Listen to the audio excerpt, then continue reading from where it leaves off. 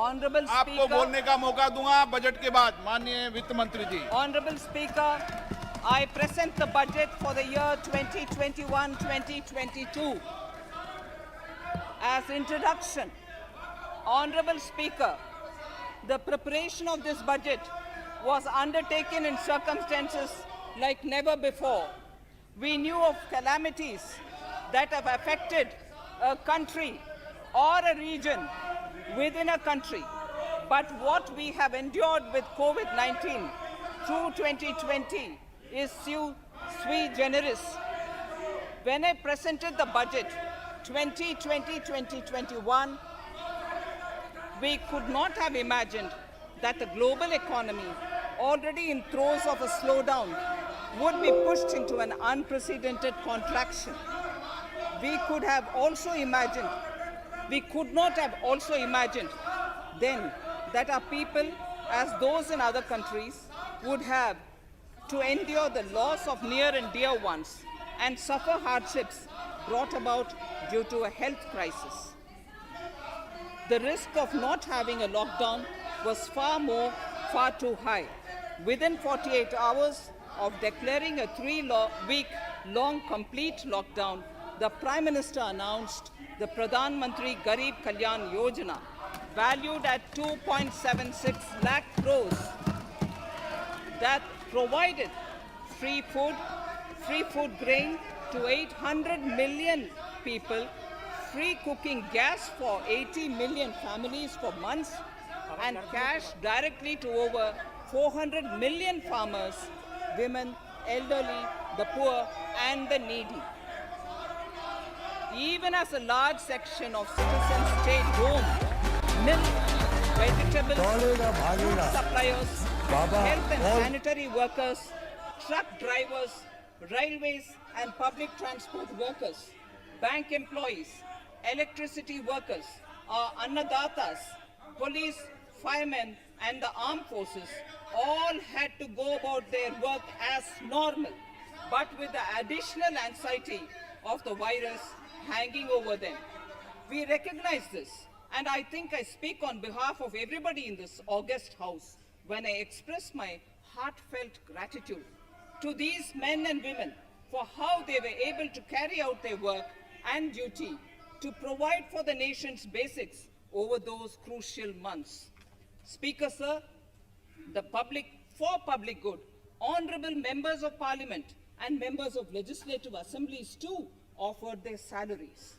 In May 2020, the government announced the Atmanirbhar Bharat package. To sustain the recovery further into the year, we also rolled out 2 more Atmanirbhar packages, 2 and 3.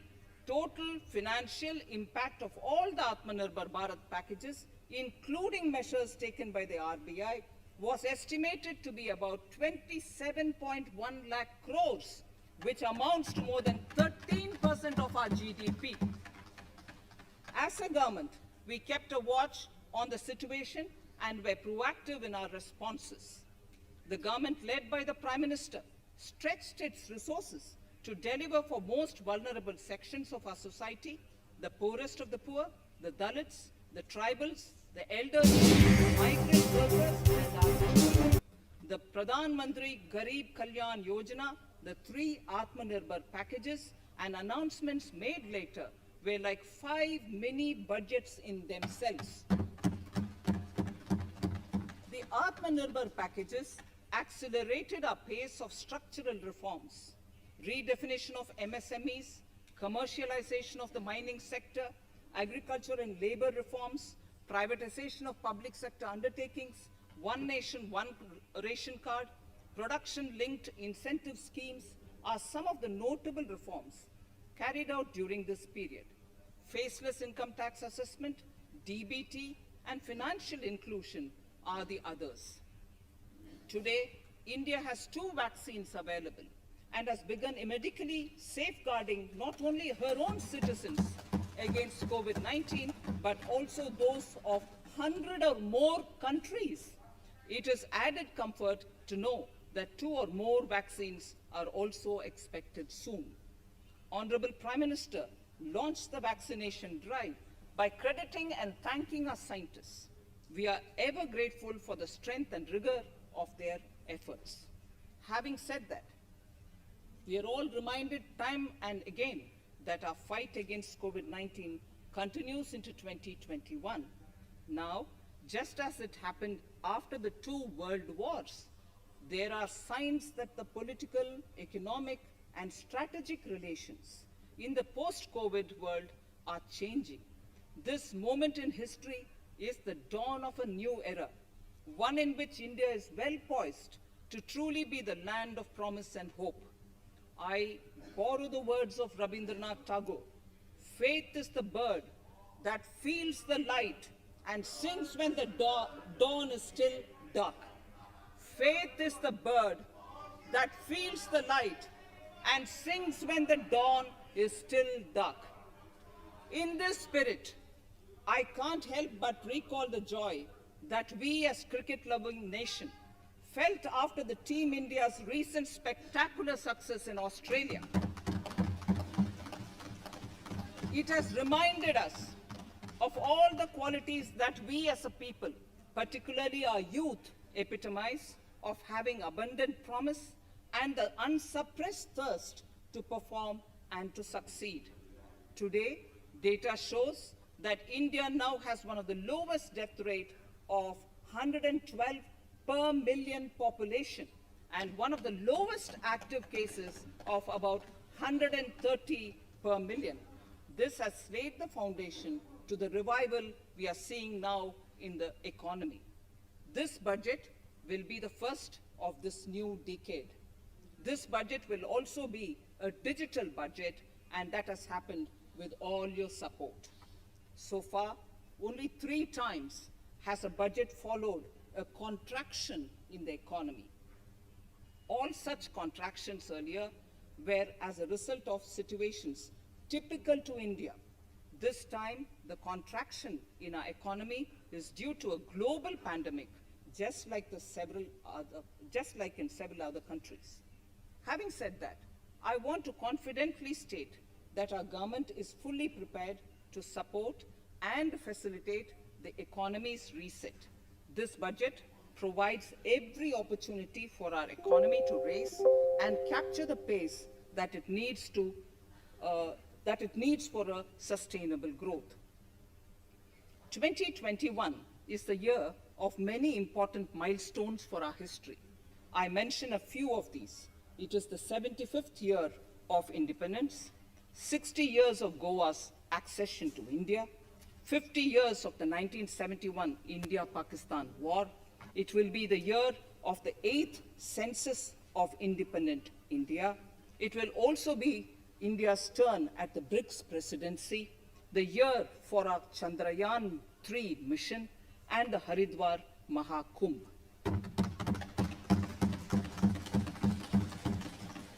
Honorable Speaker, before I commence Part A of the budget, I want to take a moment to acknowledge how isolating and distancing seemed like insurmountable challenges for a country like ours that has people coming together in times of crisis.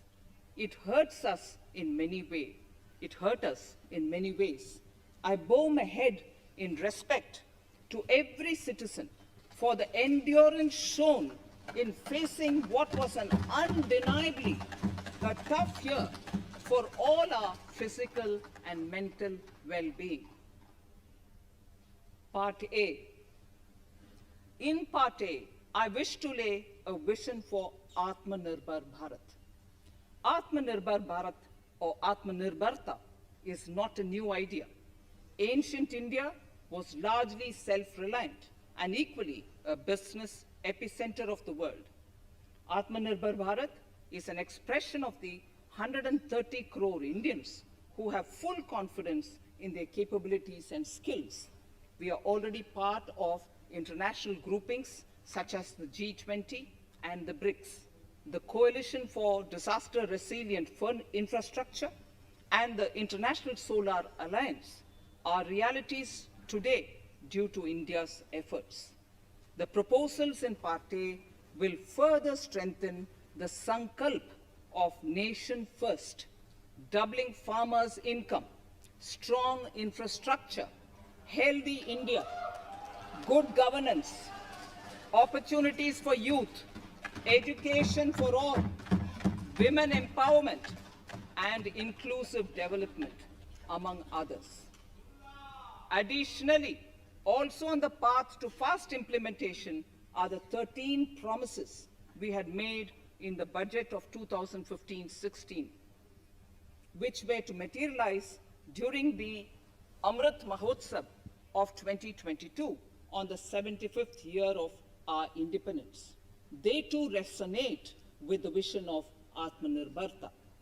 The budget proposals for 21-22 rest on 6 pillars: health and well-being, physical and financial capital and infrastructure, inclusive development for aspirational India, reinvigorating human capital, innovation and R&D, and as 6th, minimum government and maximum governance. I now move to talking about the first pillar, health and well-being. Even at the outset, I would like to say that the investment on health infrastructure in this budget has increased substantially. Progressively, as institutions absorb more, we shall commit more. Taking a holistic approach to health, we focus on strengthening 3 areas: preventive, curative, and well-being. Health systems. A new centrally sponsored scheme, PM Atmanirbhar Swasth Bharat Yojana, will be launched with an outlay of about 64,180 crores over 6 years. This will develop capacities of primary, secondary, and tertiary care health systems, strengthen existing national institutions, and create new institutions to cater to detection and cure of new and emerging diseases. This will be in addition to the National Health Mission.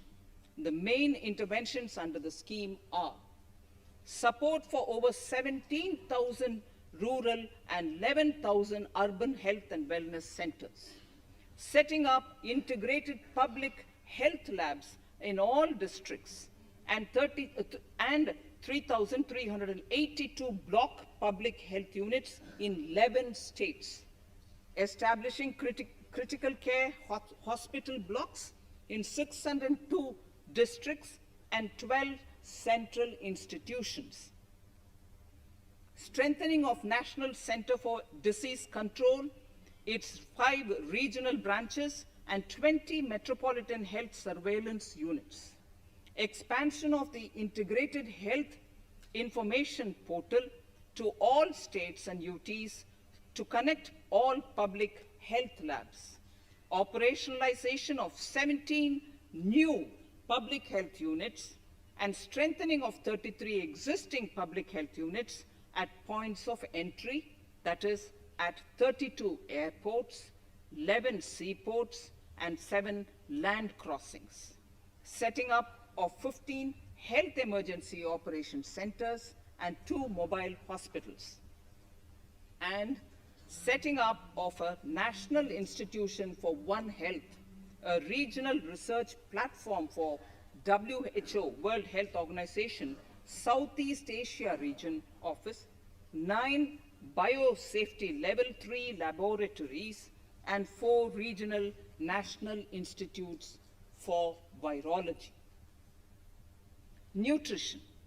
To strengthen nutritional content, delivery, outreach, and outcome, we will merge the supplementary nutrition program and the Poshan Abhiyan and launch the Mission Poshan 2.0. We shall adopt an intensified strategy to improve nutritional outcomes across 112 aspirational districts. Universal coverage of water supply. The World Health Organization has repeatedly stressed the importance of clean water, sanitation, and clean environment as a prerequisite to achieving universal health. The Jal Jeevan Mission Urban will be launched. It aims at universal water supply in all 4,378 urban local bodies with 2.86 crores household tap connections, as well as liquid waste management in 500 Amrit cities. It will be implemented over 5 years with an outlay of 2,87,000 crores. Swachh Bharat and Swasth Bharat. For further Swachhata of urban India, we intend to focus on complete fecal sludge management and wastewater treatment, source segregation of garbage, reduction in single-use plastic, reduction in air pollution by effectively managing waste from construction and demolition activities, and bioremediation of all legacy dump sites. The Urban Swachh Bharat Mission 2.0 will be implemented with a total financial allocation of 1,41,678 crores over a period of 5 years from 2021. Clean air. To tackle the burgeoning problem of air pollution, I propose to provide an amount of 2,217 crores of rupees for 42 urban centers with a million plus population in this budget. Scrapping policy. We are separately announcing, Honorable Speaker, a voluntary vehicle scrapping policy to phase out old and unfit vehicles. This will help in encouraging fuel-efficient, environment-friendly vehicles, thereby reducing vehicular pollution and oil import bills. Vehicles would undergo fitness tests in automated fitness centers after 20 years in case of personal vehicles and after 15 years in case of commercial vehicles. Details of the scheme will be separately shared by the ministry. Vaccines. The pneumococcal vaccine, a made-in-India product, is presently limited to only 5 states. It will be rolled out across the country. This will avert more than 50,000 child deaths annually. Honorable Speaker, I have provided 35,000 crores of rupees for COVID-19 vaccine in this year 21-22. I am committed to provide further funds if required. So the budget outlay for health and well-being is 2,23,846 crores in this BE 21-22, as against the BE of only 94,452 crores, and it marks an increase of 137%. The details of the same are at Annexure 1 of the speech. Honorable Speaker, I now move to the second pillar, physical and financial capital and infrastructure. Atmanirbhar Bharat, production-linked incentive schemes are things which I would like to place an emphasis. For a $5 trillion economy, our manufacturing sector has to grow in double digits on a sustained basis. Our manufacturing companies need to become an integral part of global supply chains, possess core competence and cutting-edge technology. To achieve all of the above, PLI schemes to create manufacturing global champions for an Atmanirbhar Bharat have been announced for 13 sectors. For this, the government has committed nearly 1.97 lakh crores over 5 years starting this financial year. This initiative will help bring scale and size in key sectors, create and nurture global champions, and provide jobs to our youth. Textiles. To enable the textile industry to become globally competitive, attract large investments, and boost employment generation, a scheme of mega investment textiles park will be launched in addition to the PLI schemes. This will create world-class infrastructure with plug-and-play facilities to create global champions in exports. 7 textile parks will be established over 3 years. Infrastructure. The National Infrastructure Pipeline, which I announced in December 2019, is the first of its kind. Whole of government exercise ever undertaken by Government of India. The NIP was launched with 6,835 projects. The project pipeline has now expanded to 7,400 projects. Around 217 projects worth rupees 1.10 lakh crores under some key infrastructure ministries have been completed. The NIP is a specific target which this government is committed to achieving over the coming years. It will require a major increase in funding from both the government and the financial sector. In this budget, I propose to take concrete steps to do this in 3 ways. Firstly, by creating the institutional structures. Secondly, by a big thrust on monetizing assets. And thirdly, by enhancing the share of capital expenditure in central and state budgets. Infrastructure needs long-term debt financing. A professionally managed development financial institution is necessary to act as a provider, enabler, and catalyst for infrastructure financing. Accordingly, I shall introduce a bill to set up a development financial institution. I have provided a sum of 20,000 crore rupees to capitalize this institution. The ambition is to have a lending portfolio of at least 5 lakh crores for this DFI within 3 years' time. Debt financing of InvITs and rates by foreign portfolio investors will be enabled by making suitable amendments in the relevant legislations.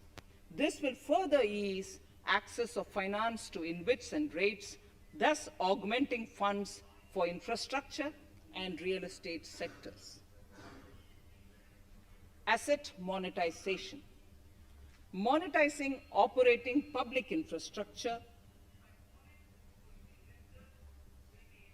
Monetizing operating public infrastructure assets is a very important financing option for new infrastructure construction. A national monetization pipeline of potential brownfield infrastructure assets will be launched. An asset monetization dashboard will also be created for tracking the progress and to provide visibility to investors. Some important measures in the direction of monetization are National Highways Authority of India and the PGCIL each have sponsored one InvIT that will attract international and institutional investors. 5 operational roads with an estimated enterprise value of 5,000 crores of rupees are being transferred to the NHAI InvIT.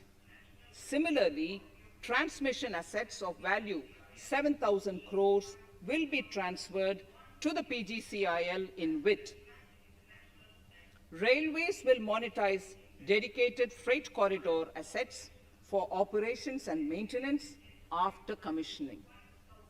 A next lot of airports will be monetized for operations and management concessions. Other core infrastructure assets that will be rolled out under the asset monetization programs are NHAI operational toll roads, 2 transmission assets of PGCL, 3 oil and gas pipelines of GAIL, Gas Authority of India Limited, IOCL and HPCL, airports Authority of India airports in Tier 2 and 3 cities, other railway infrastructure assets, warehousing assets of CPSE, such as the Central Warehousing Corporation and NAFED, among others, and sports stadiums. Sharp increase in capital budget. In the BE 2020-21, we had provided for 4.12 lakh crores for capital expenditure. It was our effort that in spite of resource crunch, we should spend more on capital, and we are likely to end this year at around 4.39 lakh crores, which I have provided in the RE of 2020-2021. For 21-22, I propose a sharp increase in capital expenditure and thus have provided 5.54 lakh crores, which is 34.5% more than the BE of 2020-2021. Of this, I have kept a sum of more than 44,000 crores in the budget head of the Department of Economic Affairs to be provided for projects, programs, or departments that show good progress in capital expenditure and are in need of further funds. Over and above this expenditure, we would also be providing more than 2 lakh crores to states and autonomous bodies for their capital expenditure. We will also work out specific mechanisms to nudge states to spend more of their budget on creation of infrastructure.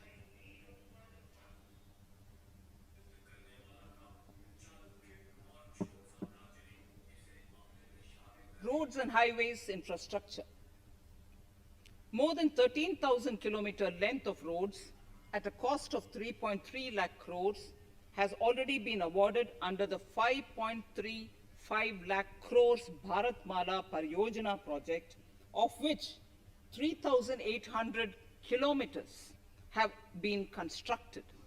By March 2022, we would be awarding another 8,500 kilometers and complete an additional 11,000 kilometers of national highway corridors. To further augment road infrastructure, more economic corridors are also being planned. Some are 3,500 kilometers of national highway works in the state of Tamil Nadu at an investment of 1.03 lakh crores. These include Madurai-Kollam corridor, Chittoor-Tachur corridor, and construction will start next year.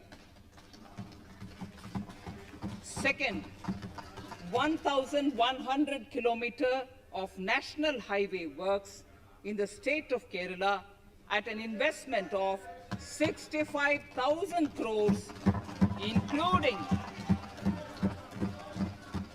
including 600 kilometer section of Mumbai-Kanyakumari corridor in Kerala.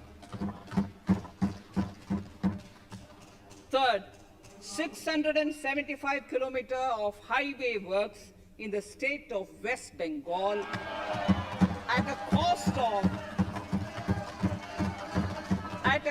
of 25,000 crores, including upgradation of existing road Kolkata-Siliguri.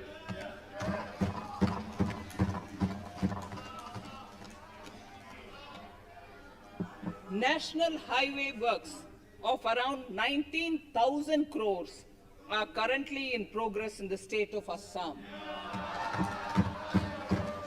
Further works of more than 34,000 crores covering more than 1,300 kilometers of national highways will be undertaken in the state in the coming 3 years. Some of the flagship corridors and other important projects that would see considerable activity in 2021-22 are in Annexure 2 to my speech. I am also providing an enhanced outlay of 1,18,101 lakh crores, 1,18,101 crores for Ministry of Road Transport and Highways, of which 1,08,230 crores is for capital, the highest ever provided. Railway infrastructure. Honorable Speaker, sir, Indian Railways have prepared a National Rail Plan for India 2030. The plan is to create a future-ready railway system by 2030. Bringing down the logistic costs for an industry is at the core of our strategy to enable Make in India. It is expected that Western Dedicated Freight Corridor and Eastern Dedicated Freight Corridor will be commissioned by June 2022. The following additional initiatives are also proposed. The Sonnagar-Gomo sections, 263 kilometers of Eastern Dedicated Freight Corridor will be taken up in PPP mode in this year itself. Gomo-Dankuni section of 274.3 kilometers will be also taken up shortly in short succession. We will undertake future dedicated freight corridor projects, namely East Coast Corridor from Kharagpur to Vijayawada, East-West Corridor from Bhusaval to Kharagpur to Dankuni, and North-South Corridor from Itarsi to Vijayawada. Detailed project reports will be undertaken in the first phase. Broad gauge route kilometers, RKM as they refer to, electrified is expected to reach 46,000 kilometers, 46,000 RKMs. That is 72% by end of 2021 from 41,548 RKMs on 1st October 2020. 100% electrification of broad gauge routes will be completed by December 2023. For passenger convenience and safety, the following measures are being proposed. We will introduce the aesthetically designed Vista Dome LHB coach on tourist routes to give better travel experience to passengers. The safety measures undertaken in the past few years have borne results. To further strengthen this effort, high-density network and highly utilized network routes of Indian Railways will be provided with an indigenously developed automatic train protection system that eliminates train collision due to human error. I am providing a record sum of 1,10,055 crores for railways, of which 1,07,100 crores is for capital expenditure only. Urban infrastructure. We will work towards raising the share of public transport in urban areas through expansion of metro rail networks and augmentation of city bus services. A new scheme will be launched at a cost of 18,000 crores to support augmentation of public bus transport services. The scheme will facilitate deployment of innovative PPP models to enable private sector players to finance, to acquire, to operate, and to maintain over 20,000 buses. The scheme will boost the automobile sector, provide fillip to economic growth, create employment opportunities for our youth, and enhance ease of mobility for urban residents. A total of 702 kilometers of conventional metro is operational, and another 1,016 kilometers of metro and RRTS is under construction in 27 cities. 2 new technologies, that is Metro Light and Metro Neo, will be deployed to provide metro rail systems at much lesser cost with same experience, convenience, and safety in Tier 2 cities and peripheral areas of Tier 1 cities also. Central counterpart funding will be provided to Kochi Metro Railway Phase 2 of 11.5 kilometer at a cost of 1,957.05 crores. Chennai Metro Railway Phase 2 of 118.9 kilometers at a cost of 63,246 crores. Bengaluru Metro Railway Project Phase 2A and 2B of 58.19 kilometers at a cost of 14,788 crores.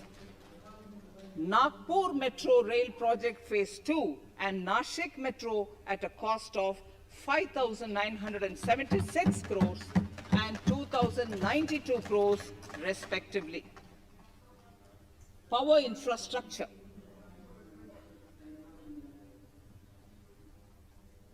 The past 6 years have seen a number of reforms and achievements in power sector. We have added 139 gigawatts of installed capacity, connected an additional 2.8 crore households, and added 1.41 lakh circuit kilometers of transmission lines. The distribution companies across the country are monopolies, either government or private. There is a need to provide choice to the consumers by promoting competition. A framework will be put in place to give consumers alternatives to choose from among more than one distribution companies. I read that sentence again. A framework will be put in place to give consumers alternatives to choose from among more than one distribution company. The viability of distribution companies is a serious concern. A revamped, reforms-based, result-linked power distribution sector scheme will be launched with an outlay of 3,05,984 crores over 5 years. The scheme will provide assistance to DISCOMs for infrastructure creation, including prepaid smart metering, feeder separation, upgradation of systems, etc., tied to financial improvements.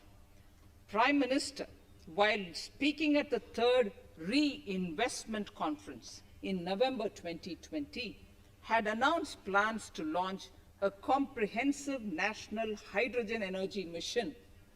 It is now proposed to launch a hydrogen energy mission in 2021-22 for generating hydrogen from green power sources. Ports, shipping and waterways. Major ports will be moving from managing their operational services on their own to a model where a private partner will manage it for them. For the purpose, 7 projects worth more than 2,000 crores will be offered by the major ports on private-public partnership mode in FY 21-22. A scheme for promoting flagging of merchant ships in India will be launched by providing subsidy support to Indian shipping companies in global tenders floated by ministries and CPSCs. An amount of 1,624 crores will be provided over 5 years. This initiative will enable greater training and employment opportunities for Indian seafarers, besides enhancing Indian companies' share in global shipping. India has enacted Recycling of Ships Act in 2019 and acceded to the Hong Kong International Convention. Around 90 ship recycling yards at Alang in Gujarat have already achieved HKC compliant certificates. Efforts will be made to bring more ships to India from Europe and Japan. Recycling capacities of around 4.5 million light displacement ton LDT will be doubled by 2024. This is expected to generate an additional 1.5 lakh jobs for our youth. Petroleum and natural gas. Our government has kept fuel supplies running across the country without interruption during the COVID-19 lockdown period. Taking note of the crucial nature of the sector in people's lives, the following key initiatives are being announced. 1. Ujjwala scheme, which has benefited 8 crore households, will be extended to cover 1 crore more beneficiaries. We will add 100 more districts in next 3 years to the city gas distribution network.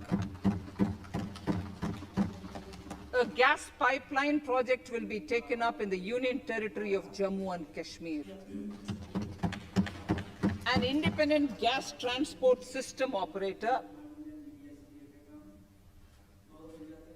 will be set up for facilitation and coordination of booking of common carrier capacity in all natural gas pipelines on a non-discriminatory open access basis.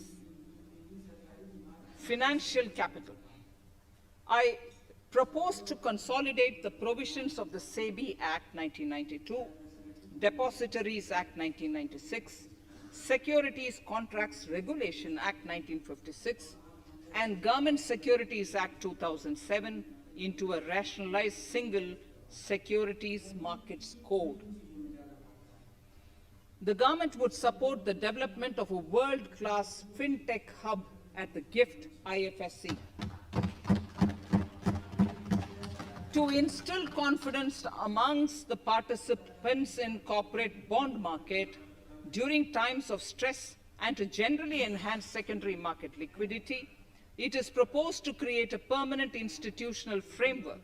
The proposed body would purchase investment-grade debt securities both in the stressed and normal times and help in the development of the bond market.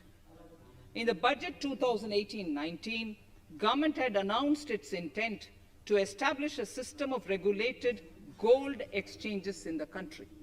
For the purpose, SEBI will be notified as the regulator, and Warehousing Development and Regulatory Authority will be strengthened to set up a commodity market ecosystem arrangement, including vaulting, assaying, logistics, etc., in addition to warehousing.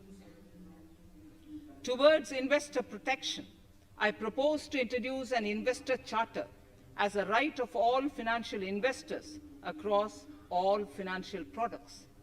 To give a further boost to the non-conventional energy sector, I propose to provide additional capital infusion of 1,000 crores to Solar Energy Corporation of India and 1,500 crores to Indian Renewable Energy Development Agency. I propose to amend the Insurance Act 1938 to increase the permissible FDI limit from 49% to 74% in insurance companies and allow foreign ownership and control with safeguards. Under the new structure, the majority of directors on the board and key management persons would be resident Indians, with at least 50% of directors being independent directors and specified percentage of profits being retained as general reserve. Stressed asset resolution by setting up a new structure.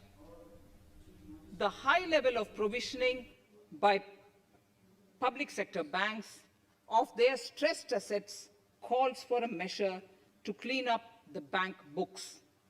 An asset reconstruction company limited an asset management company would be set up to consolidate and take over the existing stressed debt and then manage and dispose of the assets to alternative investment funds and other potential investors for eventual value realization. Recapitalization of PSB.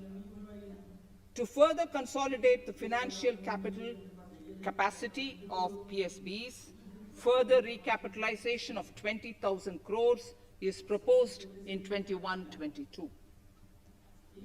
Deposit insurance. Last year, government had approved an increase in the deposit insurance cover from 1 lakh rupees to 5 lakhs for bank customers. I shall be moving amendments to DICGC Act 1961 in this session itself to streamline the provision so that if a bank is temporarily unable to fulfill its obligations, the depositors of such bank can get easy and time-bound access to their deposits to the extent of the deposit insurance cover. This would help depositors of banks that are currently under stress. To improve credit discipline, while continuing to protect the interest of small borrowers, for NBFCs with minimum asset size of 100 crores, the minimum loan size eligible for debt recovery under the Securitization Assets and Enforcement of Security Interests SARFAESI Act 2002, it is proposed to be reduced from the existing level of 50 lakhs to 20 lakhs.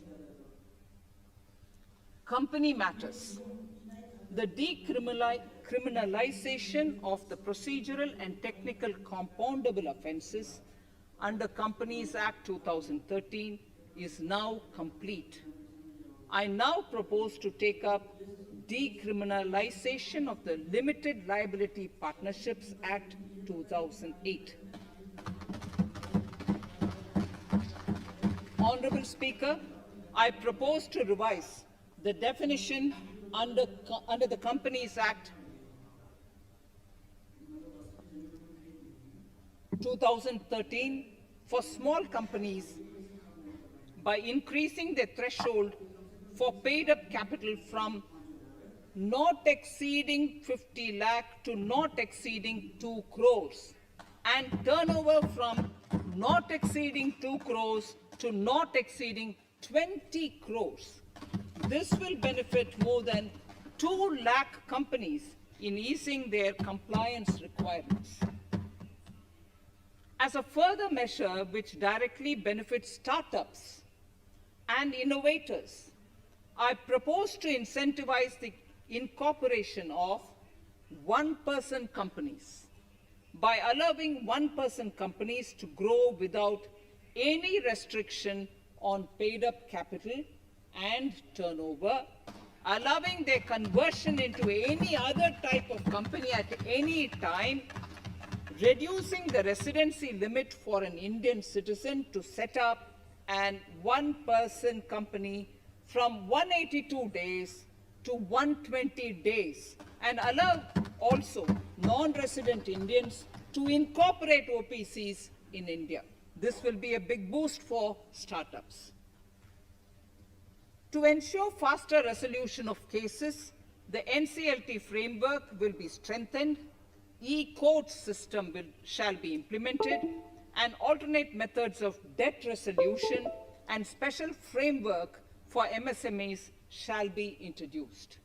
During the coming fiscal, we will be launching data analytics, artificial intelligence, machine learning driven MCA 2.1 version to MCA 21 version 3.0. MCA 21 version 3.0. This version 3.0 will have additional modules for e-scrutiny, e-adjudication, e-consultation, and compliance management. Disinvestment and strategic sale. In spite of COVID-19, we have kept working towards strategic disinvestment. A number of transactions, namely BPCL, Air India, Shipping Corporation of India, Container Corporation of India, IDBI Bank, Bharat Earth Movers Limited, Pavan Hans, Neelachal Ispat Nigam Limited, among others, would be completed in 21-22. Other than IDBI Bank, we propose to take up the 2 public sector banks and 1 general insurance company in the year 21-22.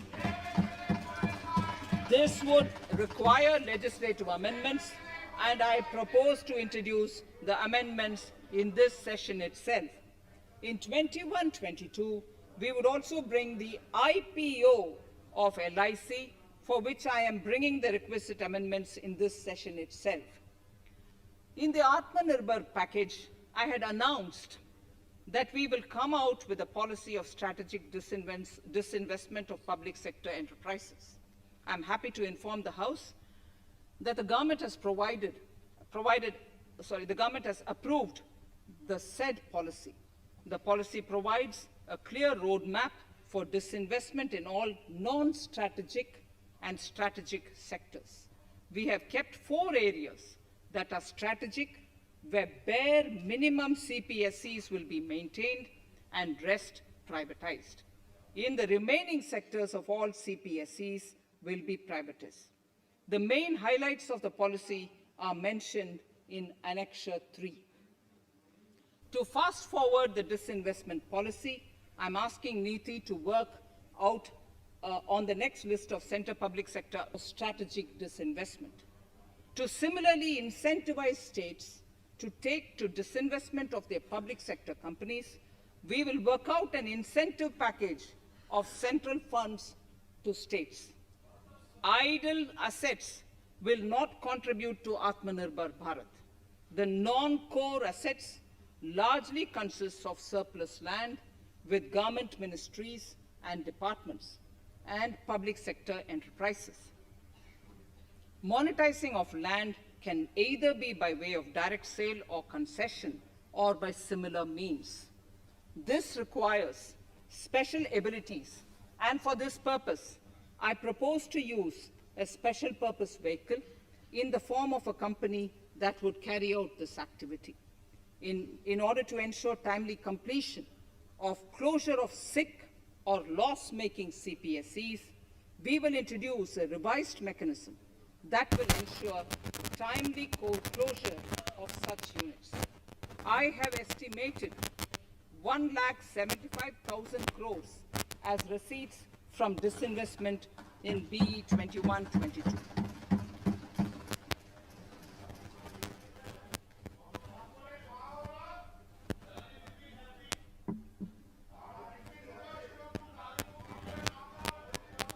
Government financial reforms. Under the Treasury Single Account, the TSA system, autonomous bodies directly draw funds from the government's account at the time of actual expenditure, saving interest costs. We will extend the TSA system for universal application from 21-22.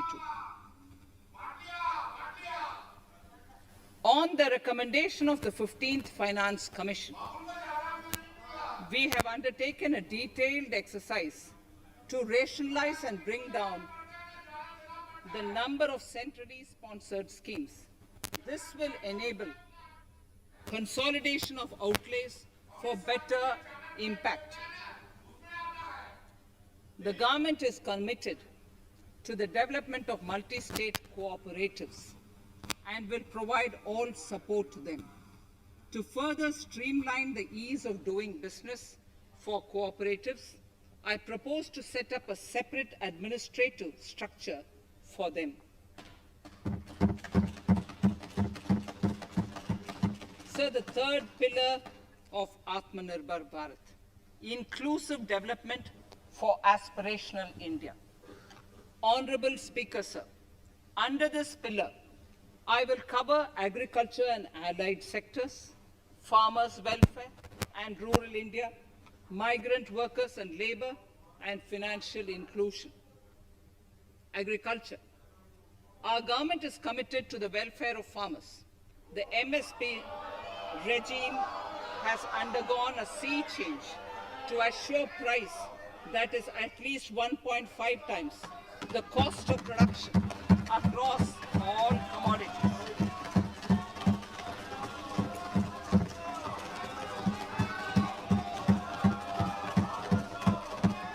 The procurement has also continued to increase at a steady pace. This has resulted in increase in payment to farmers substantially. In case of wheat, a total amount paid to farmers in 2013-14, Honorable Speaker, sir, the data that I give now is important for all honorable members to kindly hear. In case of wheat, the total amount paid to farmers in 2013-14 was 33,874 crores. In 2019-20, it was 62,802 crores. And even better, Honorable Speaker, in 2020-2021, this amount paid to farmers was 75,060 crores.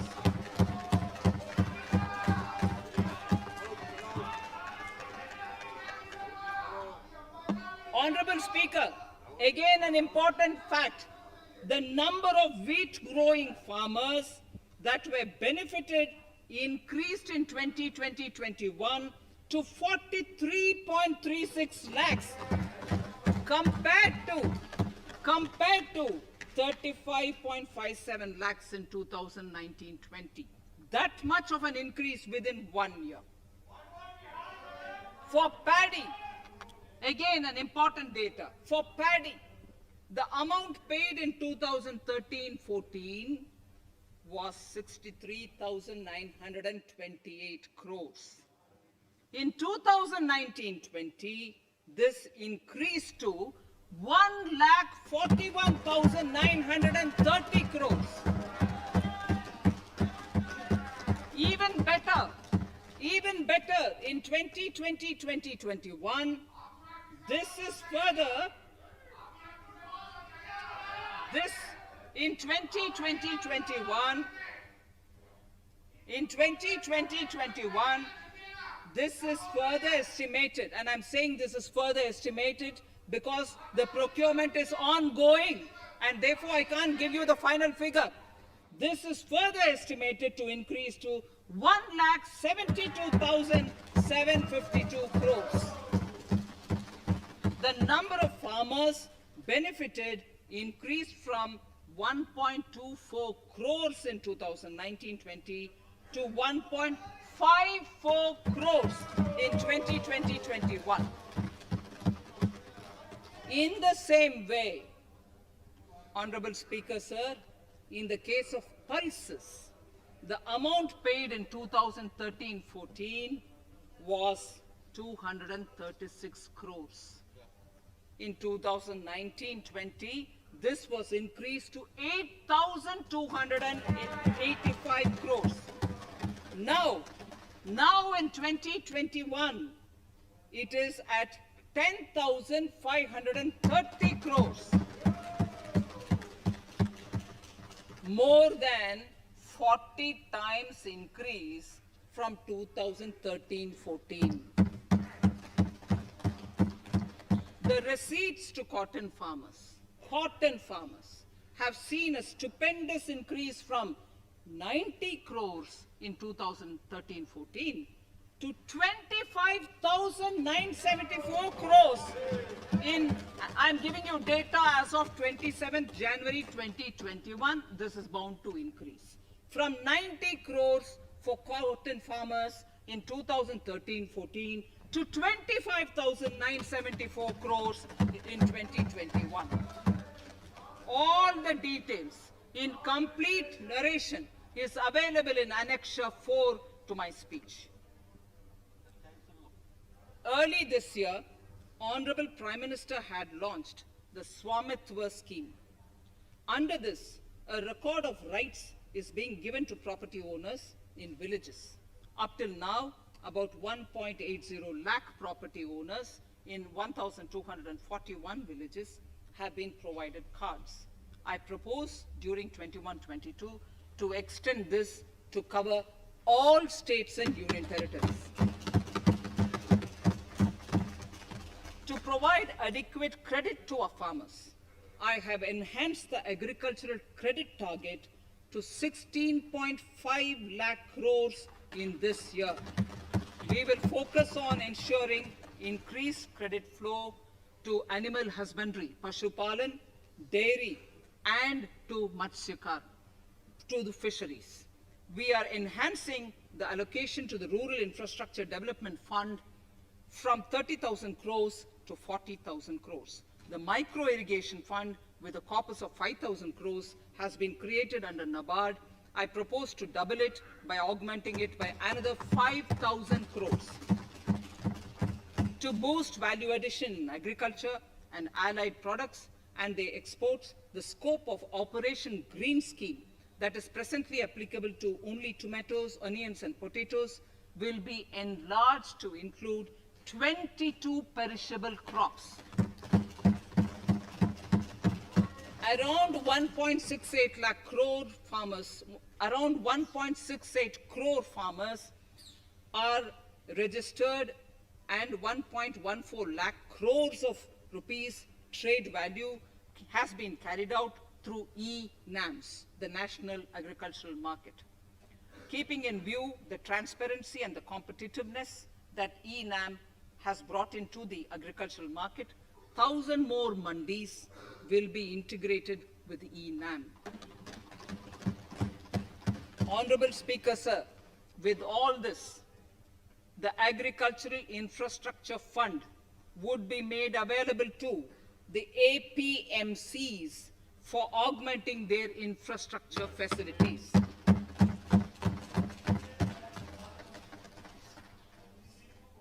Fisheries. I'm proposing substantial investments in the development of modern fishing harbors and fish landing centers. To start with, 5 major fishing harbors, Kochi, Chennai, Visakhapatnam, Paradip, and Petua Ghat, will be developed as hubs for economic activity. We will also develop inland fishing harbors and fish landing centers along the banks of rivers and waterways. Seaweed farming is an emerging sector with potential to transform the lives of coastal communities. It will provide large-scale employment and additional incomes. To promote seaweed farming and cultivation, I propose a multi-purpose seaweed park to be established in Tamil Nadu. Migrant workers and laborers. We have launched the One Nation, One Ration Card scheme, through which beneficiaries can claim their rations anywhere in the country. Migrant workers in particular benefit from the scheme. Those staying away from their families can partially claim their ration where they are stationed, while their family in their native places can claim the rest. I'm happy to inform you that One Nation, One Ration Card plan is under implementation by 32 states and union territories, reaching about 69 crore beneficiaries. That's a total of 86% beneficiaries covered. The remaining 4 states and UTs will be integrated in the next few months. To further extend our efforts towards the unorganized labor force, migrant workers in particular, I propose to launch a portal that will collect relevant information on gig workers, building and construction workers, among others. This will help formulate health, housing, skill, insurance credit, and food schemes for all migrant workers. We will conclude a process that began 20 years ago with the implementation of the 4 labor codes. For the first time globally, social security benefits will be extended to gig and platform workers.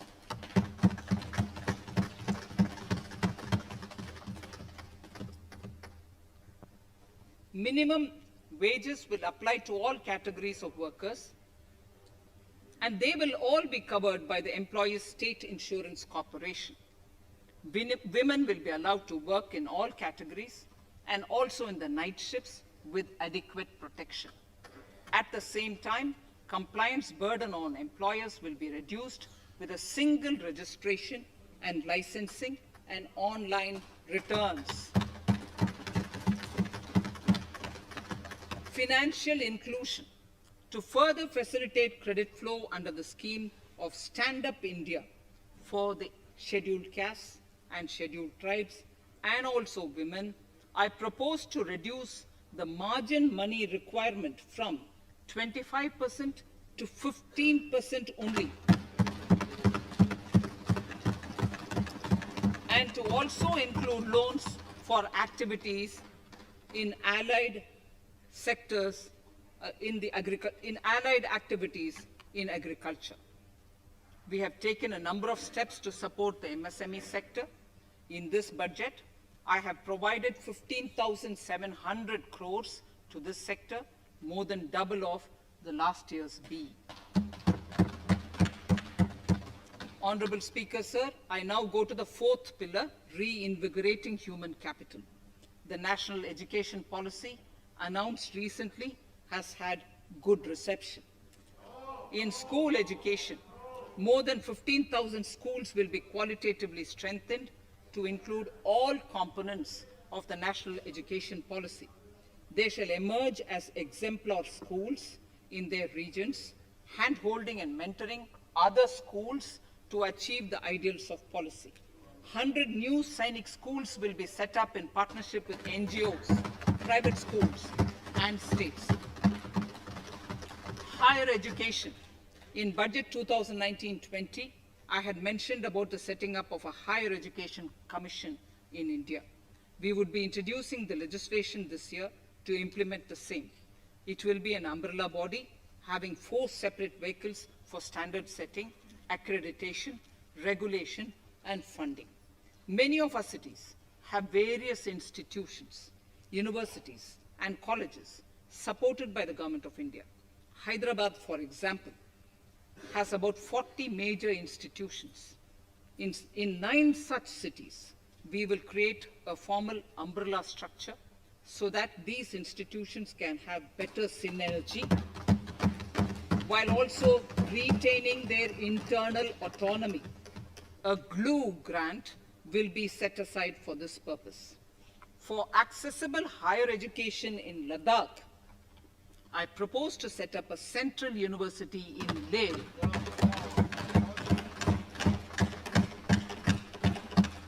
The other important projects to be taken up as a part of the NEP are listed in Annexure 5.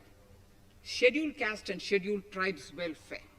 We have set ourselves a target of establishing 750 Eklavya model residential schools in our tribal areas.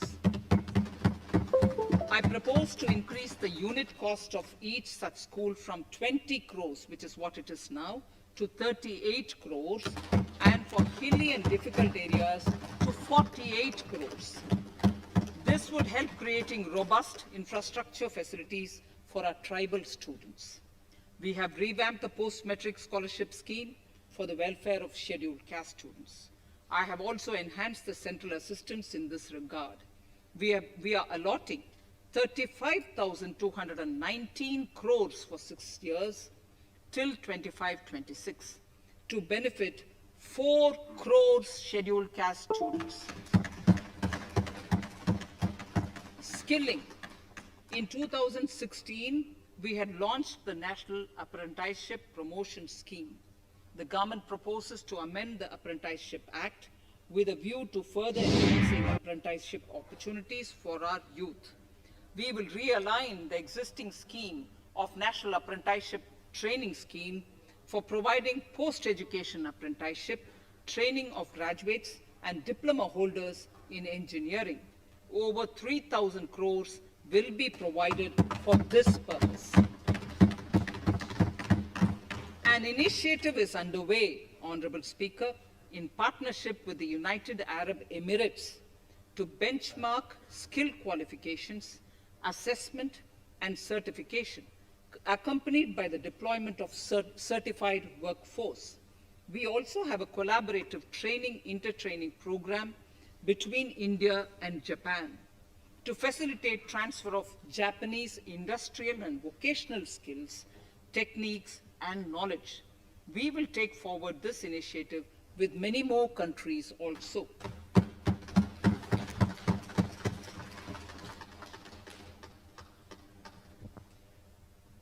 Innovation and R&D. In my budget speech of 2019, I had announced the National Research Foundation. We have now worked out the modalities, and the NRF outlay will be of 50,000 crores over 5 years.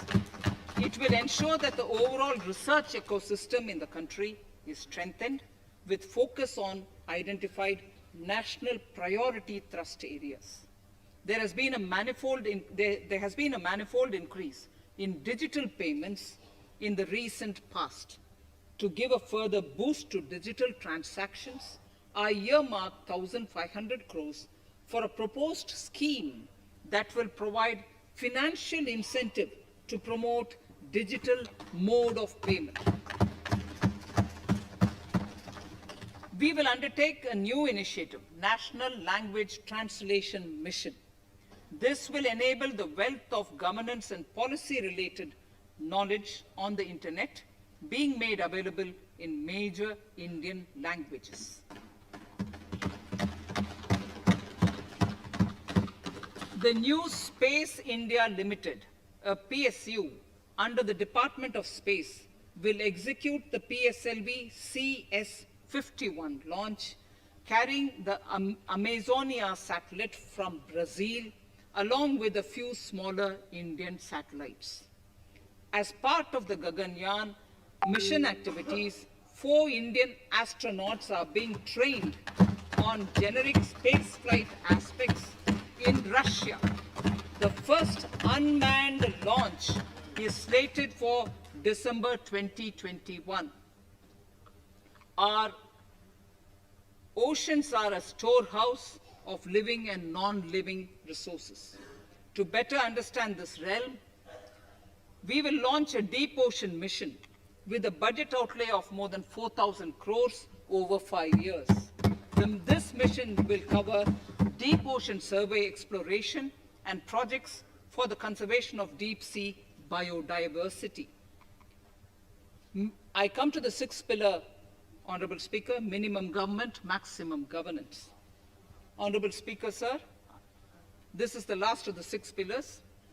This will outline plans for reforms in one of our core principles of minimum government, maximum governance. We have taken a number of steps to bring reforms in tribunals in the last few years for speedy delivery of justice. Continuing with the reforms process, I now propose to take further measures to rationalize the functioning of tribunals. We have introduced the National Commission for Allied Healthcare Professionals Bill in Parliament. National Commission for Allied Healthcare Professionals Bill in the Parliament, with a view to ensure transparent and efficient regulation of 56 allied healthcare professionals. Additionally, to bring about transparency, efficiency, and governance reforms in the nursing profession, the National Nursing and Midwifery Commission Bill will be introduced by the government for passing. To have ease of doing business for those who deal with government or CPSEs and carry out contracts, I propose to set up a conciliation mechanism and mandate its use for quick resolution of contractual disputes. This will instill confidence in private investors and contractors. Honorable Speaker, sir, the forthcoming census could be the first digital census in the history of India.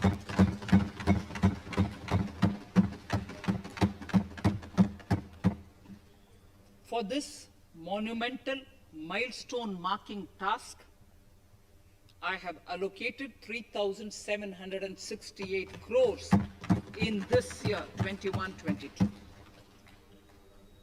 Honorable Speaker, Goa is celebrating the Diamond Jubilee year of the state's liberation from Portuguese rule. From the Government of India's side, I propose to grant 300 crores to the Government of Goa for the celebrations.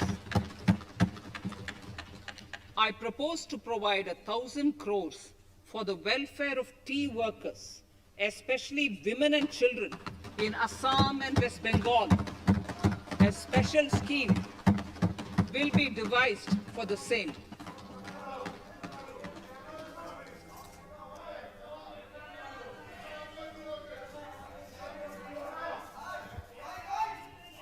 Fiscal position. Fiscal position.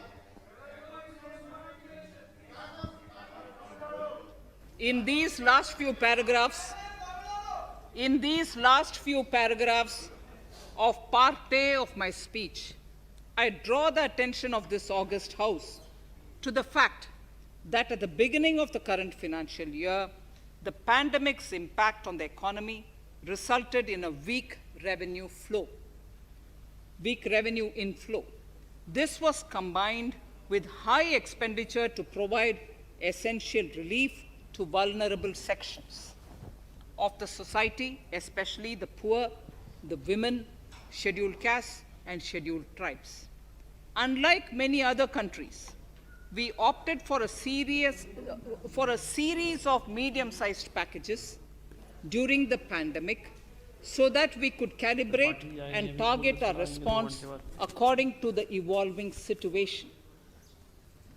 Once the health situation stabilized and the lockdown was being slowly lifted, we switched to ramping up government spending so as to revive domestic demand.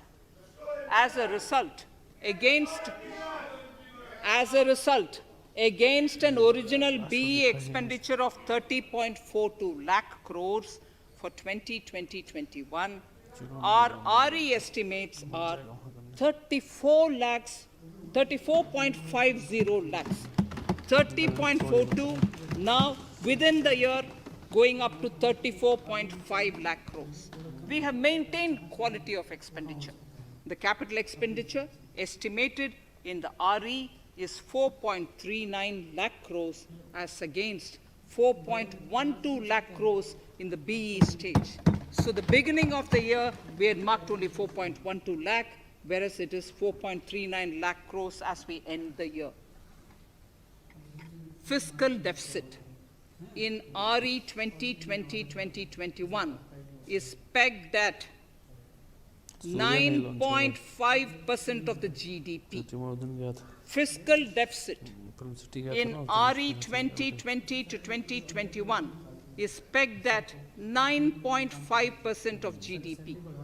We have funded this through government borrowings, multilateral borrowings, small saving funds, and short-term borrowings.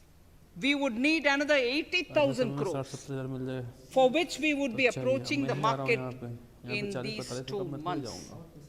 We would be needing another 80,000 crores, for which we would be approaching the markets in these 2 months. To ensure that the economy is given the required push, our BE estimates for expenditure in 21-22 are 34.83 lakh crores. This includes 5.54 lakh crores as capital expenditure, an increase of 34.5% over the BE figure of 2020-2021. The fiscal deficit in BE 21-22 is estimated to be 6.8% of the GDP. The gross borrowing from the market for the next year would be around 12 lakh crores. We plan to continue with our path of fiscal consolidation and intend to reach the fiscal deficit level below 4.5% of the GDP by 2025-2026, with a fairly steady decline over the period. We hope to achieve the consolidation by first increasing the buoyancy of tax revenue through improved compliance, and secondly, by increased receipts from monetization of assets, including public sector enterprises and land. The Contingency Fund of India is being proposed to be augmented. The Contingency Fund of India is being proposed to be augmented from 500 crores to 30,000 crores through finance bill. In accordance with the views of the 15th Finance Commission, we are allowing a normal ceiling of net borrowing for the states at 4% of GSDP for the year 21-22. A portion of the ceiling will be earmarked to be spent on incremental capital expenditure. Additional borrowing ceiling of 0.5% of the GSDP will also be provided, subject to conditions. States will be expected to reach a fiscal deficit of 3% of GSDP by 2023-24 as recommended by the 15th Finance Commission. In the July 2019-20 budget, I introduced the Statement 27 on extra budgetary resources. It disclosed the borrowings of the government agencies that went towards funding Government of India schemes and whose repayment burden was on the government. In my 2020-21 budget, I enhanced the scope and coverage of that statement by including the loans provided by government to the FCI, the Food Corporation of India.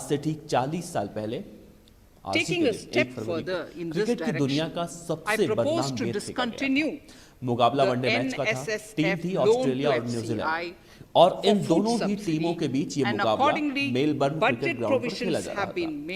अलग बात ये है इस match की कि इसमें यानी कि इस मैच की जो सीरीज था उसका फाइनल मुकाबला था और आखिरी गेंद पर विरोधी टीम को मैच टाई करने के लिए 6 रन बनाने थे। ऐसे वक्त में दोनों ही टीमों के कैप्टन की सांस हवा में होती है, काफी निर्णायक पल होता है और ऐसे समय में गेंदबाजी जो कप्तान करा रहा होता है वो डर जाता है, डरना स्वाभाविक है, लेकिन हार जीत तो लगी रहती है। लेकिन इस घटना में कैप्टन ऐसी बेईमानी पर उतर आता है जिसे क्रिकेट इतिहास का सबसे बड़ा धोखा भी कहा जाता है।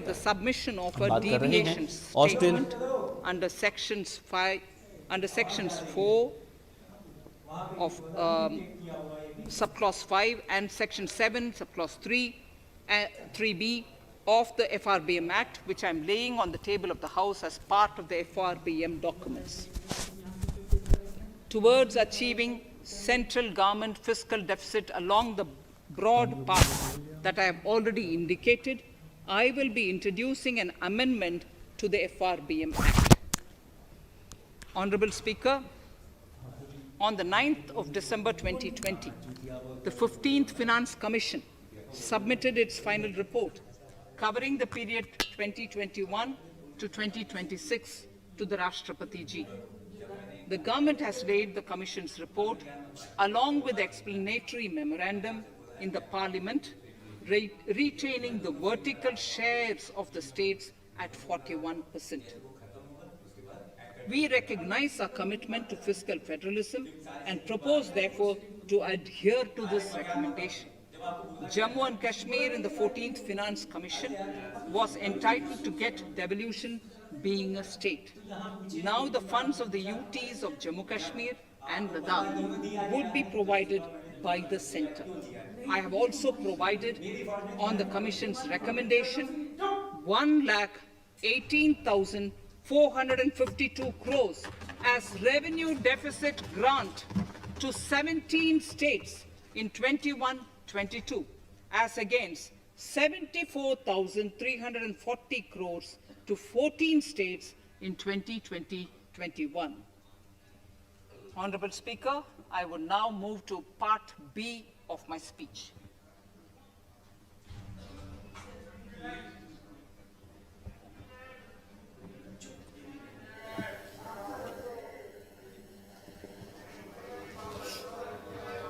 Honorable Speaker, the world is facing a serious challenge of the pandemic and its aftershock.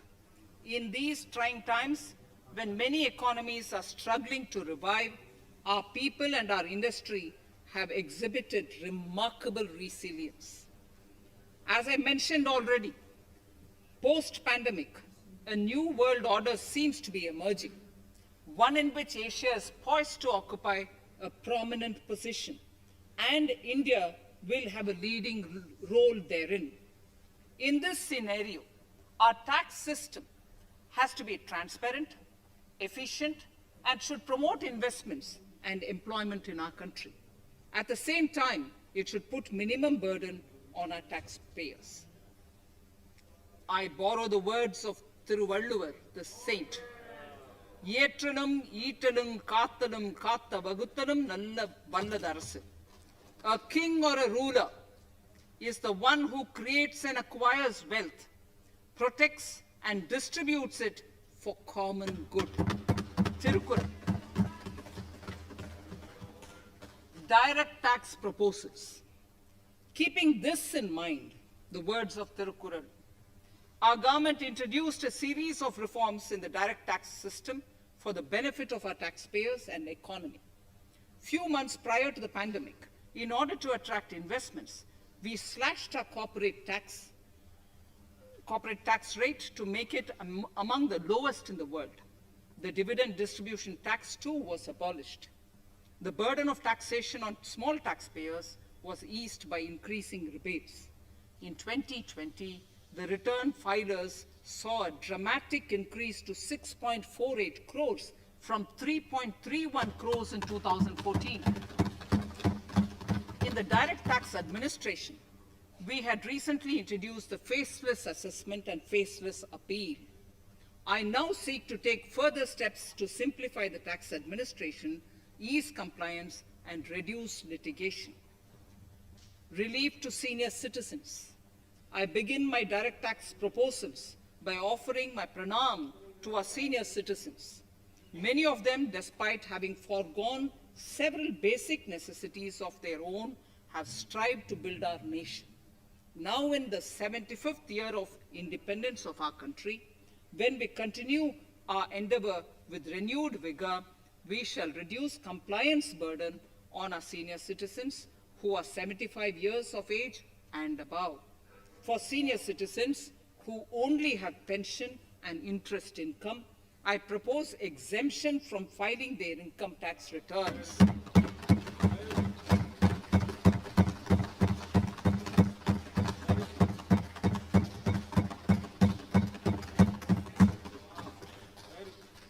The paying bank will deduct the necessary tax on their income. Reduction in time for income tax proceedings. This is a very key announcement, if you ask me. Honorable Speaker, presently an assessment can be reopened up to 6 years and in serious tax fraud cases for up to 10 years. As a result, taxpayers have to remain under uncertainty for a very long time. I therefore propose to reduce this time limit for reopening of assessments to 3 years from the present 6 years.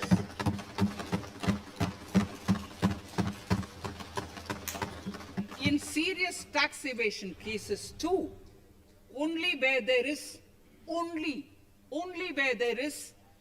evidence of concealment of income of 50 lakh or more in a year. In serious tax evasion cases too, only where there is evidence of concealment of income of 50 lakh or more in a year can the assessment be reopened up to 10 years. Even this reopening can be done only after the approval of the Principal Chief Commissioner, the highest level of Income Tax Department. Setting up the Dispute Resolution Committee. Honorable Speaker, it has been the resolve of this government to reduce litigation which mars the present taxation system. The government came out with the Direct Taxation Vivad Se Vishwas scheme to give taxpayers an opportunity to settle long-pending disputes and be relieved to further strain on their time and resources.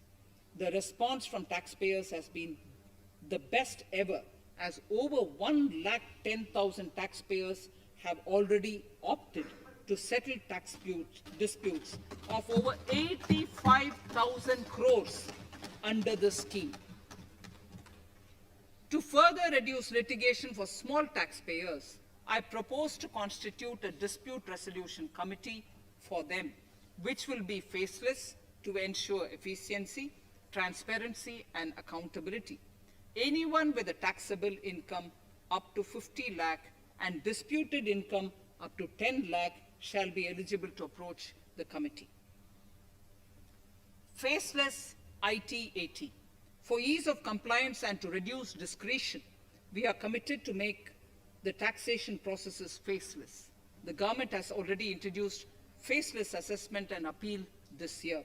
The next level of income tax appeal is the Income Tax Appellate Tribunal. I now propose to make this tribunal faceless. We shall establish a national faceless Income Tax Appellate Tribunal Center. All communication between the tribunal and the appellant shall be electronic. Where personal hearing is needed, it shall be done through video conferencing. Relaxations to NRI. When non-resident Indians return to India, they have issues with respect to their accrued incomes in their foreign retirement accounts. This is usually due to mismatch in taxation period. They also face difficulties in getting credit for Indian taxes in foreign jurisdictions. I propose to notify rules for removing their hardship of double taxation. Exemption from audit. Currently, if your turnover exceeds 1 crore, you have to get your accounts audited. In February 2020 budget, I had increased the limit for tax audit to 5 crores for those who carry out 95% of their transactions digitally. To further incentivize digital transactions and to reduce compliance burden, I propose to increase this limit for tax audit for such persons from 5 crores to 10 crores. Relief for dividend. In the previous budget, I had abolished the dividend distribution tax in order to incentivize investment. Dividend was made taxable in the hands of shareholders. Now, in order to provide ease of compliance, I propose to make dividend payment to rate and InvIT exempt from TDS. Further, as the amount of dividend income cannot be estimated correctly by the shareholders for paying advance tax, I propose to provide that advance tax liability on dividend income shall arise only after the declaration or payment of dividend. Also, for the foreign portfolio investors, I propose to enable deduction of tax on dividend income at lower treaty rate. Attracting foreign investment into infrastructure sector. In the last budget, for attracting foreign investment in the infrastructure sector, we had granted 100% tax exemption, subject to certain conditions, to foreign sovereign wealth funds and pension funds on their income from investment in Indian infrastructure. We have noticed that few of such funds are facing difficulties in meeting some of the conditions. In order to ensure that a large number of funds invest in India, I propose to relax some of these conditions relating to prohibition on private funding, restriction on commercial activities, and direct investment in infrastructure. In order to allow funding of infrastructure by issue of zero coupon bonds, I propose to make notified infrastructure debt funds eligible to raise funds by issuing tax-efficient zero coupon bonds. Affordable housing.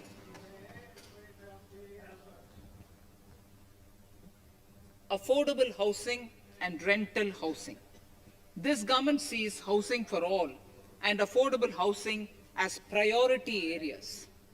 In July 2019 budget, I provided an additional deduction of interest amounting to 1.5 lakh for loan taken to purchase an affordable house.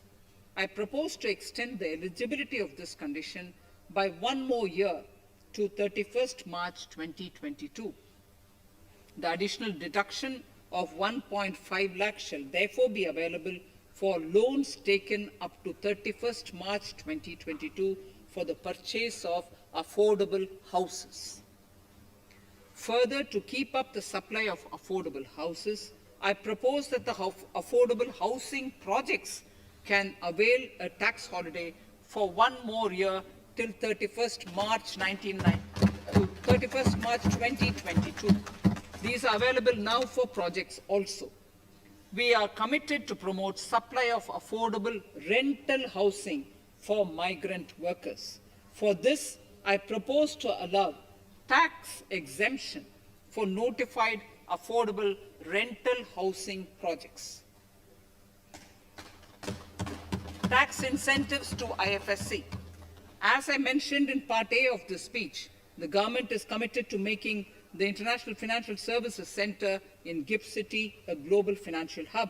In addition to the tax incentives already provided, I propose to include, among others, tax holiday for capital gains for aircraft leasing companies, tax exemption for aircraft lease rentals paid to foreign lessors, tax incentive for relocating foreign funds in the IFSC, and to allow tax exemption to the investment division of foreign banks located in the IFSC. Pre-filling of returns. Honorable Speaker, in order to ease compliance for the taxpayer, details of salary income, tax payments, TDS, etc., already come pre-filled in income tax returns. To further ease filing of returns, details of capital gains from listed securities, dividend income, and interest from banks, post office, etc., will also be now pre-filled. Relief to small trusts.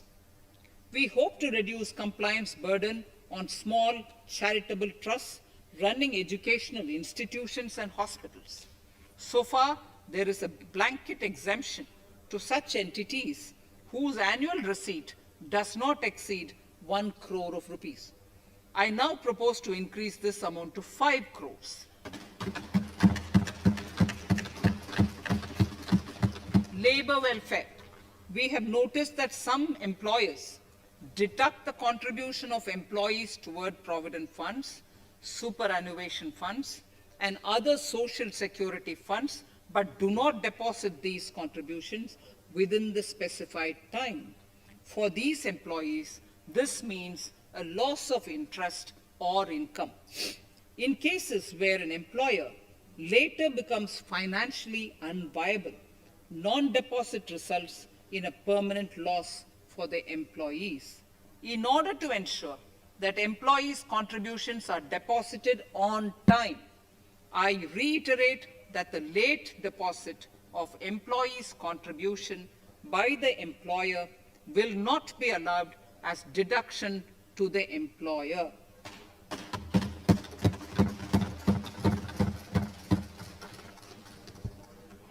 Incentives for startups.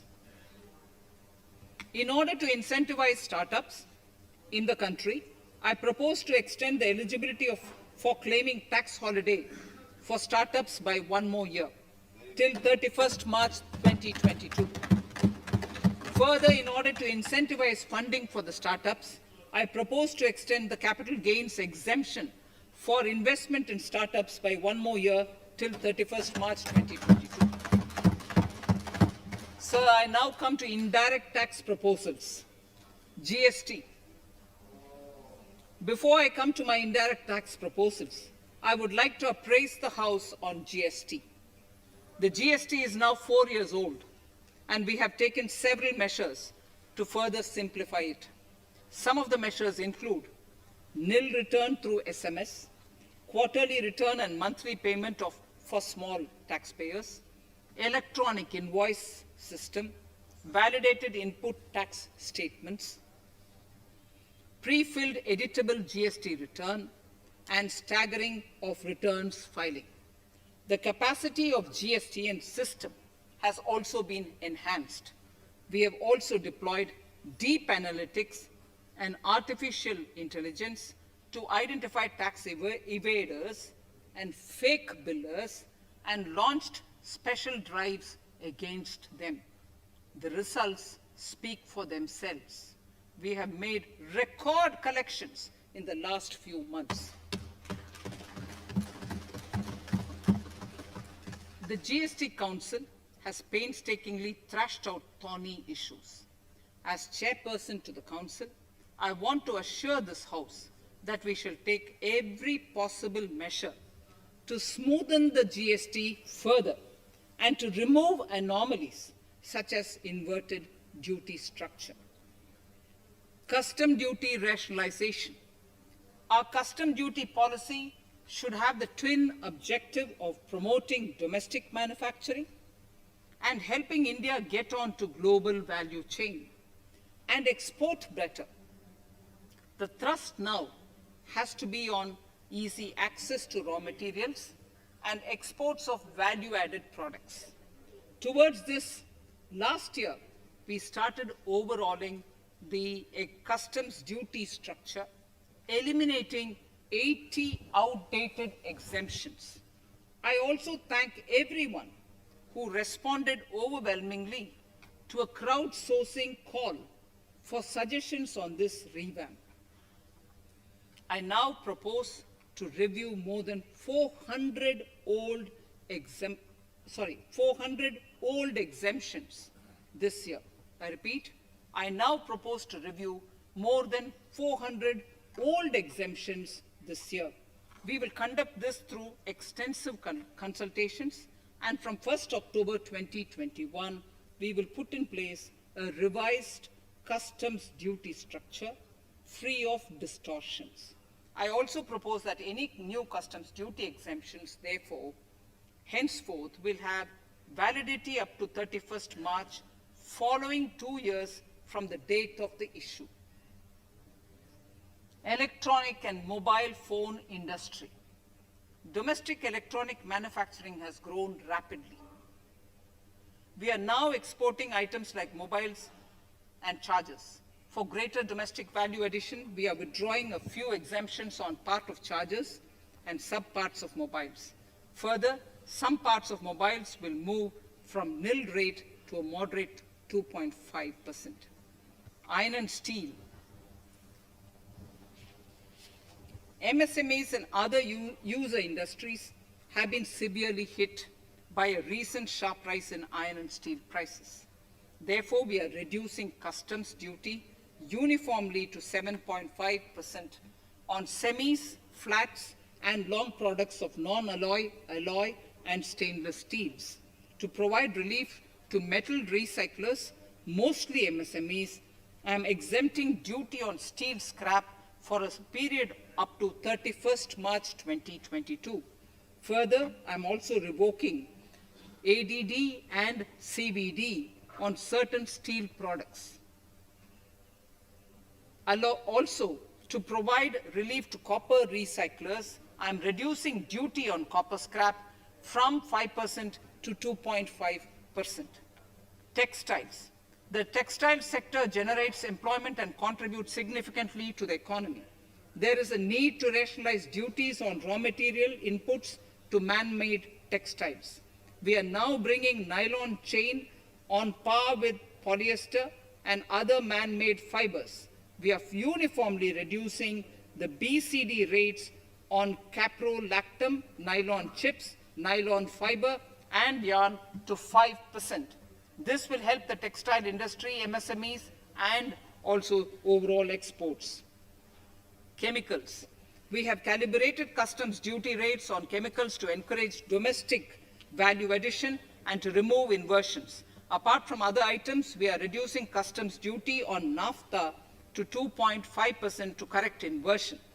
Gold and silver presently attract a basic customs duty of 12.5%. Since the duty was raised from 10% in July 19, prices of precious metals have risen sharply. To bring it closer to previous levels, we are rationalizing customs duty on gold and silver. Renewable energy. In Part A, we have already acknowledged that solar energy has huge promise for India. To build up domestic capacity, we will notify a phased manufacturing plan for solar cells and solar panels.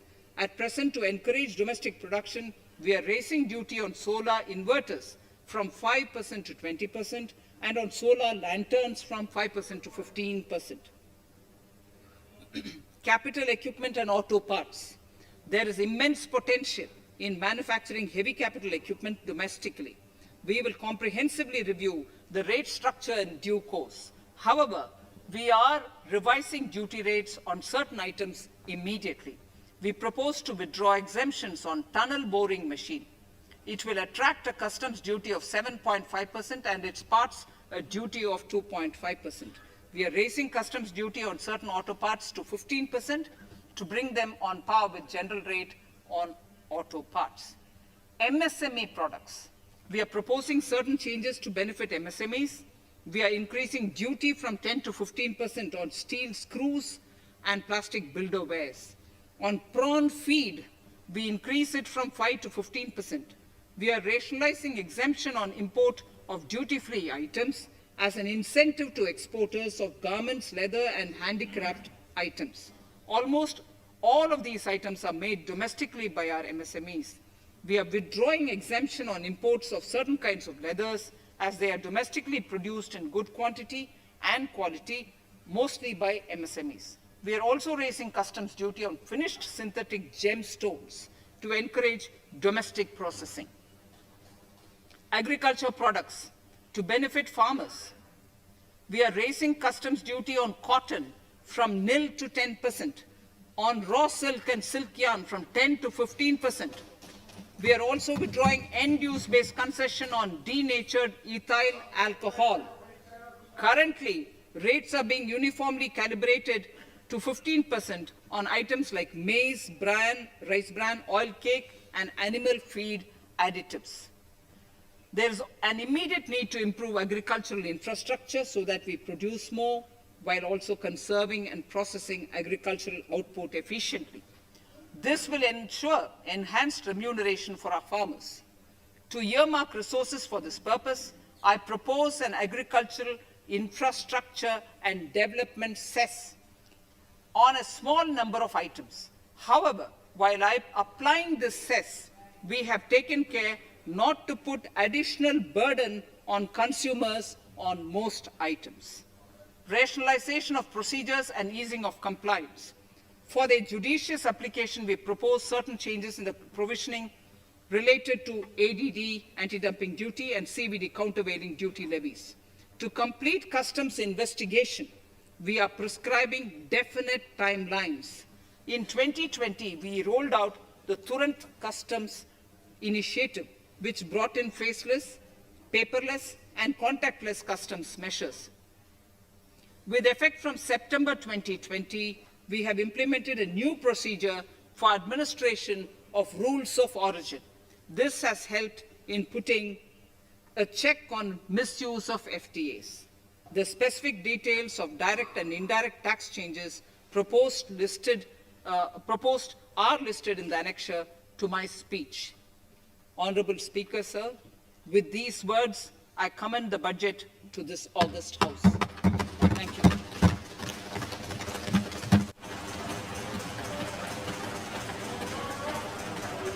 Item number 1, माननीय मंत्री जी, item number 1. Sorry, I don't have it. Sir, I wish to place on table the 15th Finance Commission report.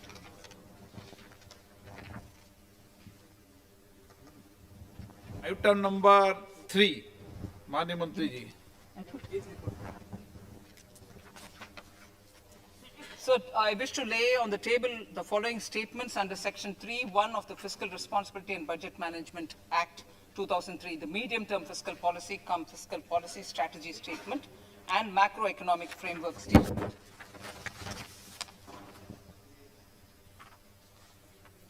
Item number 4.